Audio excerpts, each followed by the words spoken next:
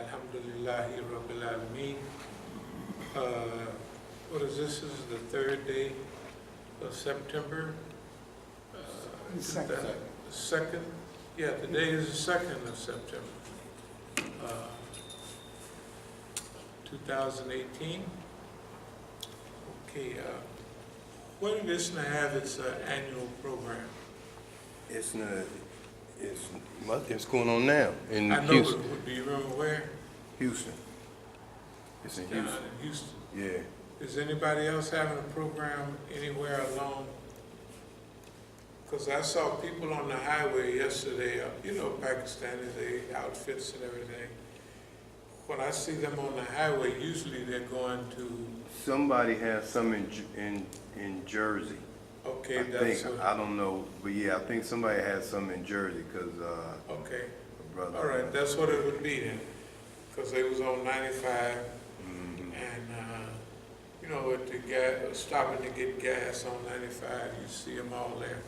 So usually, if I'm on I-70, I-80, going around Chicago and back and forth, if that's where the program is, like if it's in Ohio somewhere, you would see them on the highway in that area. If it was on I-70, if you was going to Chicago, you'd hit them on I-80 and, you know, stuff like that. So I saw a lot of them yesterday. I didn't even have time to speak. I just was kind of on a mission to get back and get a little rest. Because this was a nice trip out to California. It was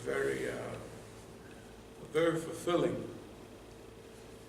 And the things that came out of this were simple, like a legal website that we're going to put up, a real professional legal website with all the things that we've encountered legally with the government, and writings about that on a legal website.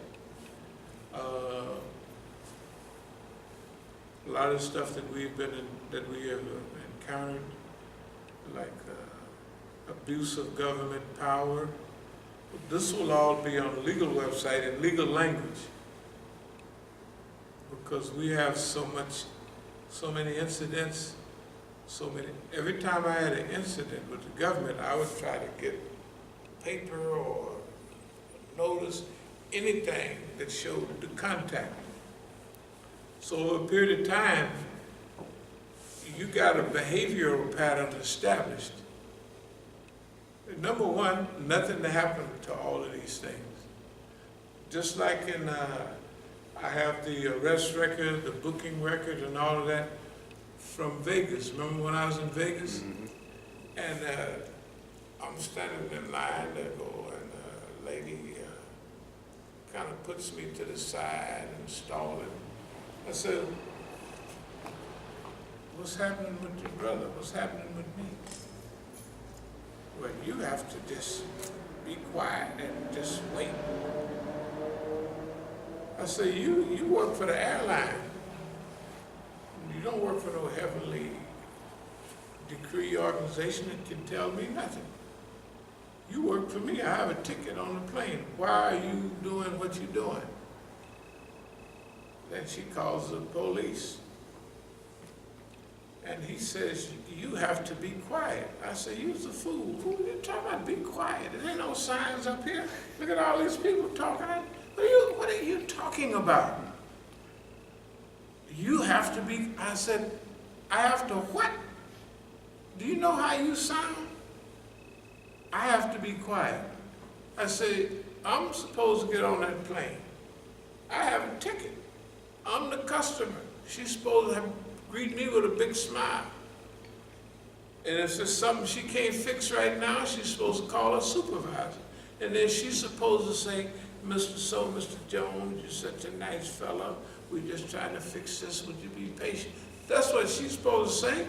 She can't put me over here talking about be quiet and you gonna come in and no silence sound, nowhere in the posted sign of silence. And the way it looked, it ain't nobody in the airport silent. Maybe a couple of blind people sitting over there waiting to get help to take to the airplane. And you're talking about be quiet, they took me to jail. Well, I got all that. I got all of that. Nothing never happened to it. You know what they gave me? You have to show up in court on March 20th. I didn't even think I went to court. I had a stack of tickets. They stopped me and lied. And I'm supposed to pay the fine. I ain't paid none of them. I just got a big stack of tickets to say I was stopped. And when I get stopped by somebody else, it's too late. They never show up. They never show up. You know, if you got some ticket you ain't paid and you get arrested somewhere or you get stopped, and say, you got a warrant out for your arrest, Mr. Jones. I ain't got no warrant, I ain't paid it. So this trip to California was wonderful. The abuse of government power in recent history has really gone through the roof. And it's part of our mission to chronicle that abuse of power and also to help humanity come to certain conclusions. With all our contact with the government, no matter how serious it's been, nobody's been interested in it. It's not interested. Can you imagine when remember when 6 imams got hassled? They had it all on TV. Speaking, because they were speaking Arabic on the plane. And one guy said Bismillah or something, and they put him off the plane. Right? Or you wear a t-shirt with Arabic on it, they're going to put you off. And here come, and don't forget, here come Care. They definitely care. Now, tell the truth, I know there's no masjid in recent history that the imam been arrested 3 times in the masjid, and each time he's waving the deed that says his name on the deed. Well, all the paperwork says he was mad because he was voted out. I said, can you show where the vote was, who was there to vote? If there's no legal, I said, can't no nigga come into no church and say, the janitor can say, I got a new team, the janitor, the deacon, and you know what I mean, the ground, yeah. You can't vote out somebody that own the building. You can't do that. It's the owner of the building is the owner of the building. I don't care what the situation Well, the is. corporation owns the building, but I signed for the corporation, the articles of incorporation, all that's legally in my name. But it's wonderful because they violated this government abuse. The government has to cooperate with him. See, and then they try to use that, they say, this is, in the court they said that Mr. Mukhtar tried to use the government or the police department to solve a civil problem. And I told her, I said, you gotta stop saying that. I jumped up and told the judge, it's not a civil case. This is police abuse case. This is police abuse. It's not a civil case where he has a civil charge against me and it should go to civil court. That's the way they was trying to frame it. I said, this is a case of government abuse. So it had nothing to do with he got a civil right and I got a civil right and we got to go before the judge. I said, ain't none of that. Anyway, we'll speed up. But nobody has been arrested that many times. Nobody has had their whole, everything that has happened to them has been publicly illegal without anyone even saying, that's terrible. It's as though, now imagine, think about it. Remember I showed y'all the phone list? This is the legal phone list from back was that 2014, 13, 14. That's 2013. When my grandson was supposed to be killed, they called in here. Now, the tip on the hotline, a cold case for murder, right? I done laid all the evidence out, and everybody knows it. And it's not important. It's supposed to be an open case of murder. And they don't even investigate. And the poor son, 6 shots, close range, and he lived. They just got a little shoulder stuff, and you know, when the weather changes, but nothing vital hit. And cut 6 times with an army knife. I thought it was 3. I said, oh, man, that's a lot of stuff. They don't even, no ballistics, no yellow tape, no nothing. No nothing, it's impossible. We got records of that, and we show that they don't.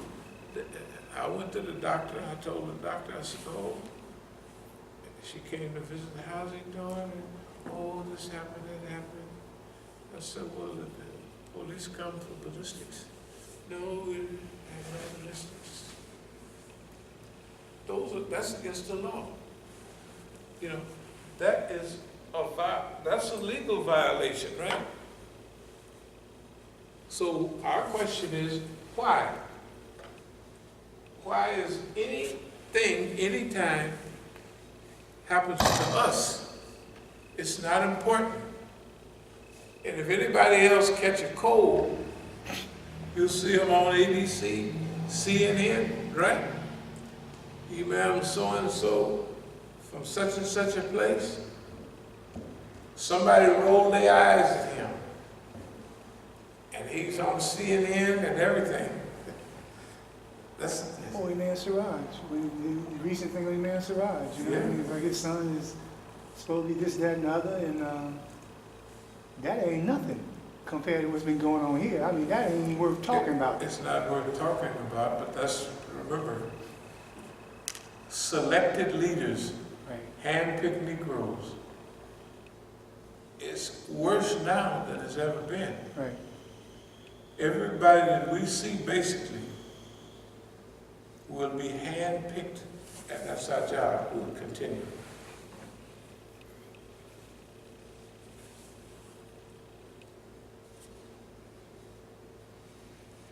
So, Imam Jamil, no one cares about Imam Jamil.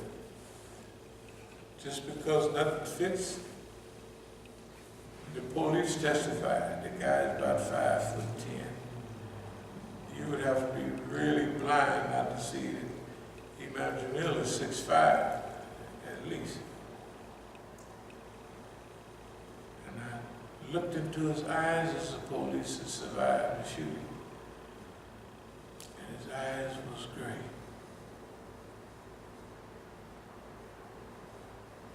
And you know, about 2 Negroes in the United States got gray eyes, either brown or black. And I shot him point blank. Imam Jamil is light skinned.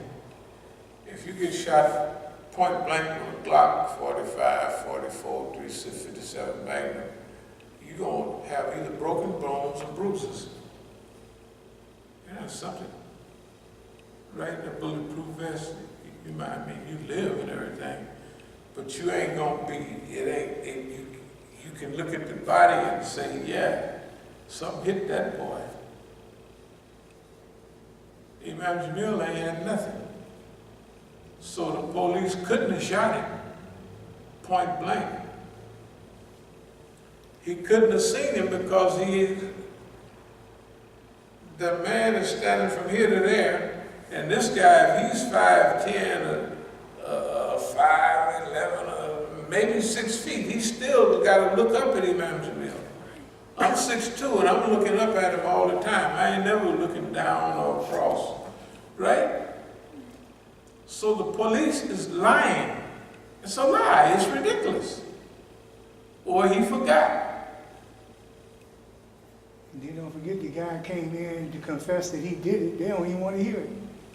And everything he said in the confession was collaborated. Was consistent with the thing that Evidence. he couldn't have knew about outside. Anyway, that's not important.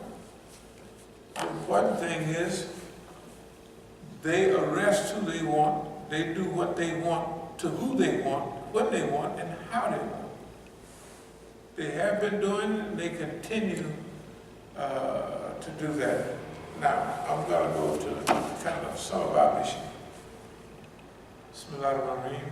Ya ayyuha alladhina amanu kunu qawamana bil qist shuhada'i lillahi walau ala anfusikum aw walidain al-aqrabina in yakun ganiyan aw fakiran fallahu awla bihimma. Basically, or you believe, stand out firmly for justice as witnesses, shuhada, to Allah, even against yourselves, and fusihim, or anfusikum, or your parents, or your kin, akribina, or the rich, al-ganiyan, or the poor. Whether it's against rich or poor, for Allah can best protect both. Follow not the lust of your hearts, lest you swerve, and if you distort justice or decline to do justice, verily Allah is well acquainted with all that you do. Okay, this is been the mission, been the goal of everything that we're about. And so I want to read a little something here. O Shuaib, we shall certainly drive thee out of our city, those who believe with thee, or else ye, thou, and they shall have to return to our ways and religion. He said, what, even though we do detest them. Now the Quran is using Shuaib and the people of Midian, because Midian has a big history. You know, Jethro, whatever his name was, Moses lived, remember in the movie, the people of Midian? And the people of Midian worship one God. That's why Moses said, man, I just got one God here, that's pretty good. Then it goes down, the leaders of unbelievers among his people said, if you follow Shuaib, be sure, then you are ruined. Then it skips, but the earthquake took them unawares, and they lay prostrate in their homes before the morning. The men who rejected Shuaib became as if they had never been in their homes where they had flourished. The men who rejected Shuaib, it was as though it was they who were ruined. They were ruined. Finish off. I'd like to read a little commentary that we've read before some years back about this case.